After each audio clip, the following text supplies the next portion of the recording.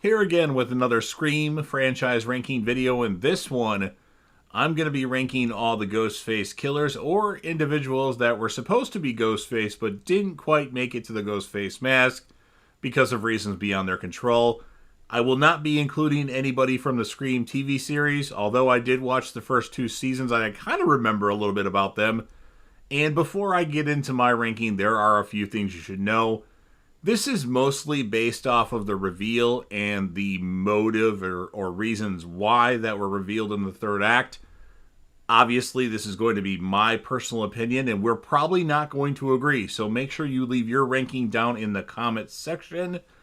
And keep in mind, my opinion could change once a new Scream movie comes out. And the more I see, like Scream 5 and Scream 6, the more those Ghostface killers might move up the ladder again. And last but certainly not least, spoilers. If you haven't watched all 6 Scream movies, then I highly suggest that you don't watch this video to avoid any potential spoilers. So I have 14 killers here, one of which I didn't want to include, but other people that are doing rankings of Ghostface are including this person, so I added them to my list.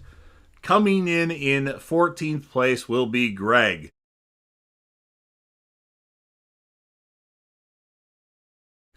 Greg was such a phenomenal Ghostface that he didn't even put on the Ghostface costume. In fact, we didn't even see Greg alive. We saw him dead in the refrigerator in Scream 6 when Jason was playing the getting hot, getting warm, you're on fire. So yes, Greg, you were great. You were lame. You're in 14th place. Number 13 for me is going to be Ethan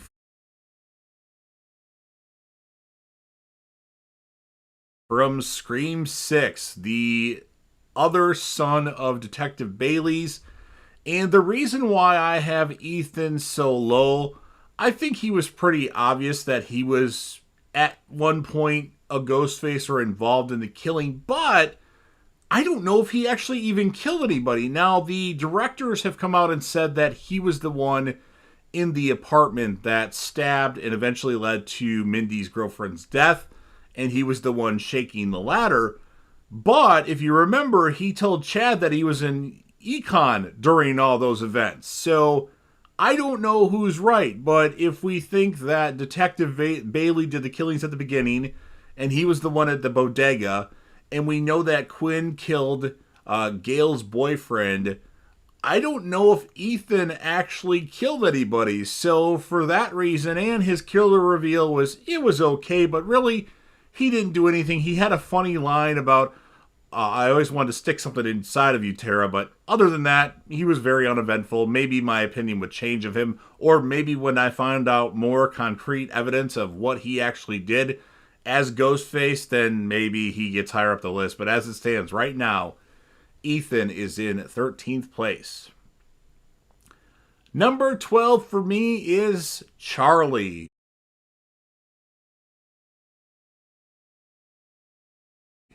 One of our killers from Scream 4. I think he had a really awesome kill of Olivia in the beginning of, well, more towards the middle of Scream 4. Really brutal kill, as a matter of fact. But his reveal was really weak. I mean, him and Jill wanted to mock Stu and Billy, but he just kind of got beat up by Jill because she wanted to be the sole survivor. And unfortunately for Charlie, he didn't put up much of a fight. And while he stabbed Kirby, and that was pretty crazy, but I saw that coming a mile away, I had to put Charlie low again, and that's why he comes in 12th place. The Ghostface killer that I'm putting in 11th place is going to be Jason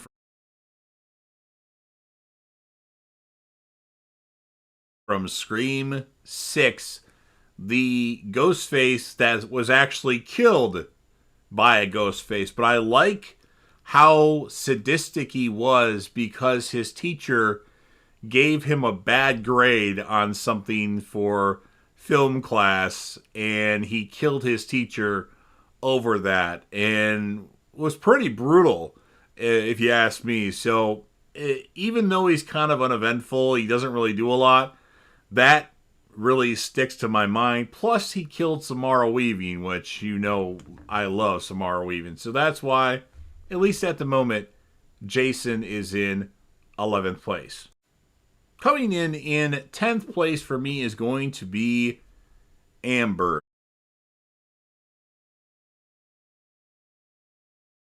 Now, honestly, I didn't really like Amber all that much. I found her highly annoying, but she was kind of a badass as Ghostface in terms that she was kind of crazy and she was lit on fire.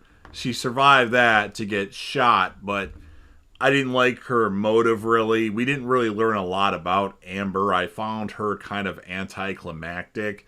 And she's claiming that she killed Dewey. And unfortunately, I know women want to be equal and all that, but I just don't see this little tiny girl, Amber, being the one that kills, even if he's kind of handicapped, our favorite. Well, not mine necessarily, but a lot of people's favorite in Dewey. So that's why Amber, as it stands right now, is in 10th place. Although more movies can come out, I learn more about Amber. I watch Scream 5 some more. Maybe Amber moves up the list. It's possible. In 9th place for me is going to be Richie. Now, I actually liked Richie's character a lot, and I'm not really basing this a lot on their character. I thought he was good, and obviously he was a red herring through the whole movie. Like, you kept thinking he was Ghostface, you kept thinking he was Ghostface, you kept thinking he was Ghostface, and then at a certain point you're like, God, maybe he isn't Ghostface, but I thought he was the whole time. I knew it was Richie, even though they kept keeping us in suspense of that, and then I figured it was either Liv or Amber, and I quickly settled on Amber in Scream 5. But I liked Richie as a character, and I love his reveal as Ghostface. Where it's like, yeah, it's me. I know. I'm sorry. He like apologized for it, and I don't know. I just think I like that actor Jack Quaid in The Boys. He's good, and I think he was really funny. Like he was like the funniest Ghostface. He's in the same category as Stu. Obviously, Stu way above everybody else, but he's in that realm. And then Mickey, I think and then you have Richie. The other Ghostface aren't really comical, and I think he did some comedy, even though he's a sadistic fuck as Ghostface. But he didn't really put up much of a fight because, well, Sam sliced and diced her way through Richie. But that's why Richie, as it stands right now, is my number 9. Number 8 for me is going to be Quinn Bailey.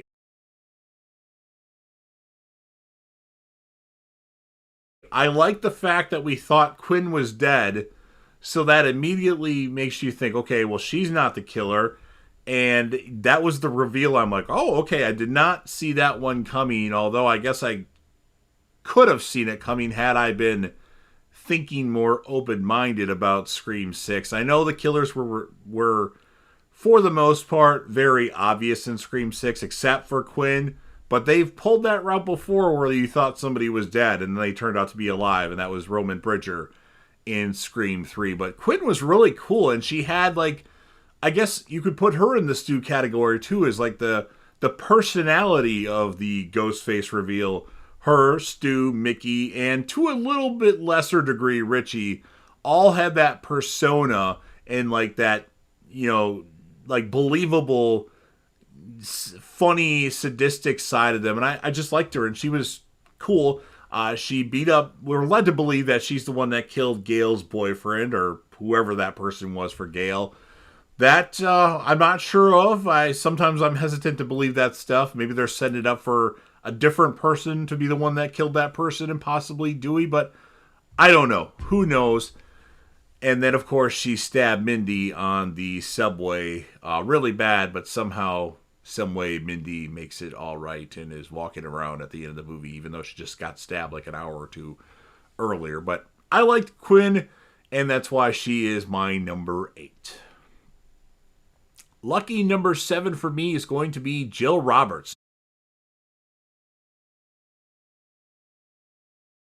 Now, I know a lot of you put Jill Roberts higher, and sometimes I wonder if she should be a little bit higher. To me, even though this isn't a major thing that I'm basing this off of, she was very obvious as a ghost face. And I know a lot of you are like, no, she wasn't. To me, she was. The second she got cut, when there was an attack at Olivia's house, and she got cut, I was highly suspicious of her. And that's one of the reasons why I knew Richie was the killer in Scream 5, because he got hurt. And while, obviously, Sid's boyfriend Derek in Scream 2 got cut, they weren't really necessarily making him a big red herring, so I wasn't 100% believing that he was the killer. But I just had a feeling, plus Sydney didn't really know Jill that well. If you listen to things, like, she knew of her, but didn't really know her that well, and that's one reason why. And then her reveal was awesome. Like, she wanted to be the sole survivor, Sydney, and then, like, once she stabs Sydney, shoots Trevor, shoots Charlie, or she stabbed Charlie, and then, like, she's beating the crap out of herself, pulling her hair out, scratching herself, running into the wall, running into her shoulder, and jumping backwards onto the table. Like, that was really badass. I like that. And then they had to go a little bit further with her and have that whole scene at the hospital with her hitting Dewey over the head with the bedpan. I thought Jill in the third act was really good. It's just, I knew Jill was a killer. They were obviously trying to make everybody in their right mind think that Trevor was a killer, so I ruled him out right away. So basically my options were Jill, and then it was either Charlie or Robbie, in my opinion. And obviously I went with Charlie. I don't remember exactly when I went with Charlie, but I just had a feeling. But Jill, she was good, and maybe at some point she does move up the list, and I know a lot of you have her higher, but for me, she is my lucky number 7. The killer that I chose for 6th place is going to be Detective Bailey.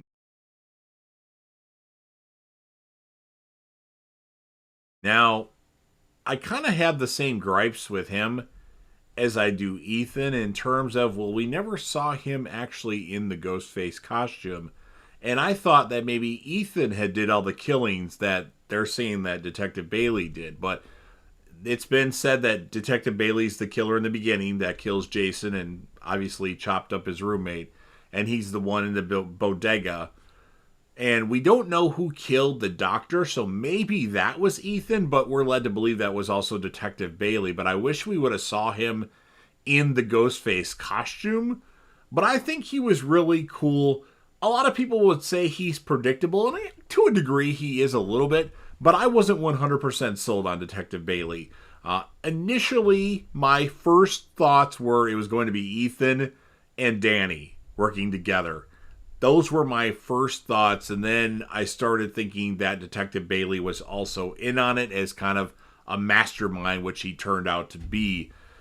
So that's that. I did not think he was the easiest killer to guess in the series, though. But I like the reveal. I like how crazy he turned out to be, although I think Quinn pulled it off a little bit better. Like, of course it's me. I thought that was great that he said that. Some of the things he did in the third act are not very smart for a killer, and there's times where he could have killed Sam and didn't because he's not all there. But it's like he was helping his son Richie acquire all this stuff for his shrine. I thought that was really cool. It was a change to have somebody actually in law enforcement be the killer, which we thought Mark Kincaid in Scream 3, and I wish they would come out and say that it's Kincaid that's Sydney's husband and not just Mark, because watch, Sydney will come back for another Scream movie, whatever that is, and they'll have her husband there. It's going to be Mark, and it's some random guy named Mark and not Detective Mark Kincaid. But anyway, I thought that was cool that he was in law enforcement and being the one that was doing this, that he had transferred from another precinct to follow his daughter. Like the whole backstory of him losing a child, and that's why he followed his daughter to her college. That was pretty cool. I wish he would have been a little bit more vicious, and I wish he would have wore the Ghostface costume. So I put him at 6 for now. He probably will be going down, maybe moving up, depending on if we learn more about him in other movies. Now, I have a quick theory that I'll throw out there. I don't think that him, Quinn, or Ethan were related to Richie at all. I think they're a part of the Ghostface, the cult of Ghostface angle, just because it doesn't really make sense that, other people have said, well, if Gail would know what Richie's parents looked like if she's been doing her research on things. And I agree with that. So that's why I think somehow, some way, they're not related to Richie at all. That's just the angle that they told Sam, Tara, and Kirby. So at the moment, Detective Bailey is in 6th place. In 5th place, I'm going with Debbie Salt, aka Mrs. Loomis.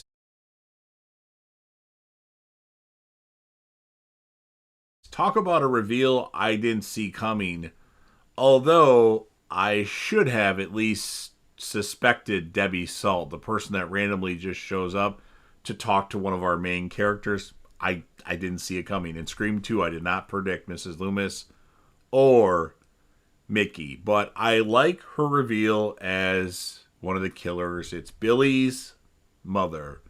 Billy's, yeah, it's funny. She's just out for good old fashioned revenge because you killed my son. She was a little crazy in the end, obviously, and I feel that she was kind of lackluster once she was trying to kill Sydney, and then Cotton showed up. Now, I thought Cotton was going to be the killer in Scream 2. I thought it was Cotton Weary and Joel, the cameraman. Just those were my two main suspects. I thought for sure it was going to be one of them, and I completely struck out on Scream 2.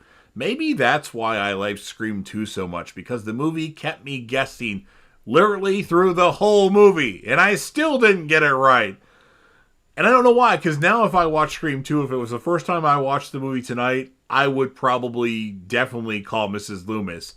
Mickey would be a little bit harder to figure out because he's not really featured a lot in it. So I would probably go with either Mickey or Derek, or maybe Cotton Weary still. But I don't know. Mrs. Loomis obviously is memorable, and I like how Gail's like, wait, I've seen pictures of you. And then she's like, well, it's called a makeover, lose some weight. But, I mean, she's not higher on my list because of what she didn't really do in the end. And it is what it is. I'm a little upset that she got a little knife happy on Randy. At least that's what we're led to believe. That's unfortunate because Randy shouldn't have died in Scream 2. They should have fucking killed Dewey and not Randy. But anyway, that's why Mrs. Loomis is my number 5. In the 4th place for me is going to be Mickey.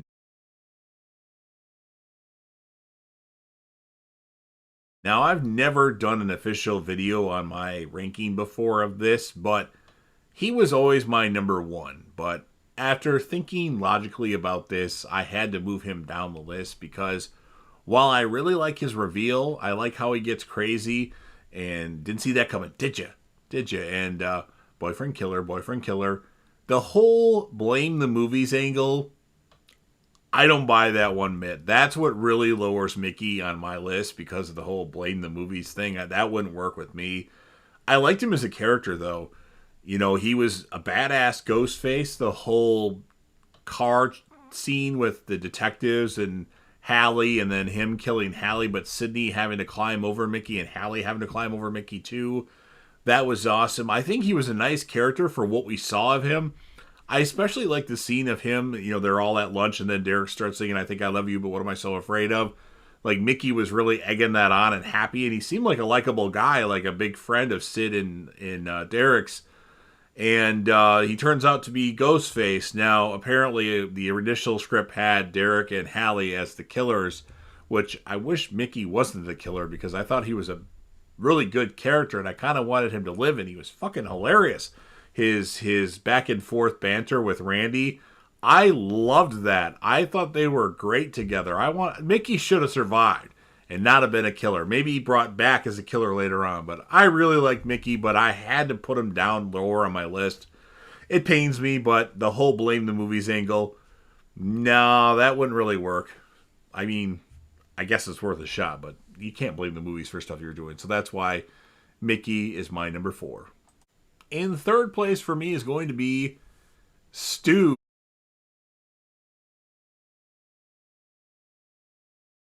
from Scream 1. I love Stu as a character. He's probably my favorite character in the Scream franchise, although I do have to re-rank my characters after seeing Scream 6. While he's, of course, not in the movie, maybe my opinion would change on a few characters here, but Stu was awesome. He was funny. He was a psychotic killer, but my problem with Stu, why he's this low and not first or second, is he was just the partner. He wasn't the mastermind. At least at the moment, he's not the mastermind, although he could be the mastermind of these new killers that have happened since Scream 2022 or Scream 5, or maybe it was before then. I don't know, but I really love Stu. I like his whole conversation with Billy and Sydney. The lines that he gives are hilarious, and he was awesome. And I really, really hope that we do get Stu back. He only had a TV dropped on him and a few stab wounds here and there. I mean, look at the things that the people in Scream 6 survived. Surely Stu can survive a TV getting dropped on your head, if you believe it. I love the line that Mindy gives to Kirby in Scream 6 about when they're talking about Stu. This was the TV that was dropped on Stu Macher's head, if you believe he's dead. So hopefully we get Stu to come back in a future Scream movie alive. I would love it. And I really like Stu. There's nothing really more I could say about it, just other than the fact that I really like him. I thought he was awesome as kind of a psycho killer, but just the partner, like the fall guy. So that's why Stu comes in third place for me. Now, my second place, which will let you know who my first place is, and I'm sure a lot of you were kind of confused on my list, because before I've done this much differently, although I've never made a video about it officially. My number 2 is probably going to be the number 1 for most of you, and that's going to be Billy Loomis.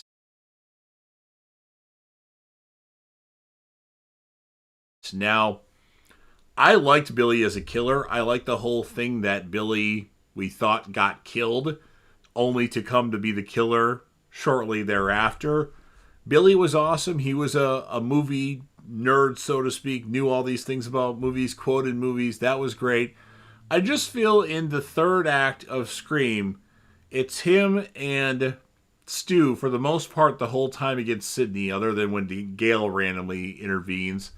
And yet they couldn't take out Sydney. Now, of course, we've been told that Billy isn't the one that was behind all this, and that was actually Roman, which I haven't talked about yet, was the one behind all this, so it kind of lessens Billy Loomis a little bit, but Billy was still awesome. And the fact that he's now involved with Scream again as the father of Sam Carpenter, which obviously, in my opinion, elevates him to the top.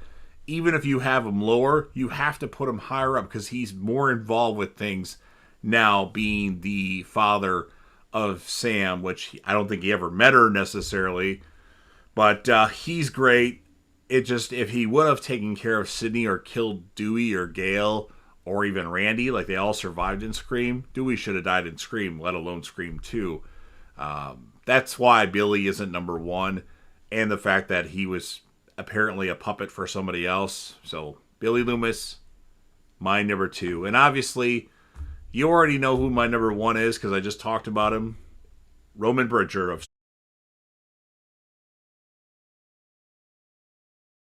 Scream 3. I think he doesn't get enough credit. Now, Scream 3 isn't the best movie, but for the worst movie of a 6-movie franchise, I think it's pretty good. He gets more props because he acted alone, which, well, we know that Angelina Tyler was supposed to be a killer, and then they wrote her out as the killer at one point, but the fact that Roman, we're led to believe, is dead at one point, and then is alive as the killer was good. He wasn't necessarily psychotic in the end when the reveal happened. He was just, hey, my mom was your mom, and I wanted to revenge because she slammed the door in my face, Sydney. She said, that she was Rena's child and all that. I liked that Roman was actually a really good character aside from that. I suspected him early on when they said, Sarah Darling heard your voice. You're going to have to come to the station. Immediately, my radar went killer. And then he got released. I was questioned, But I was released. I'm like, oh, that's usually what happens. Same thing with Billy in Scream, the original Scream. But then you see him dead in the coffin, or it was a mannequin, or whatever it was. You thought, okay, Roman's dead. That sucks. Who's the killer? They spent the whole movie trying to make you think that Detective Kincaid was the killer.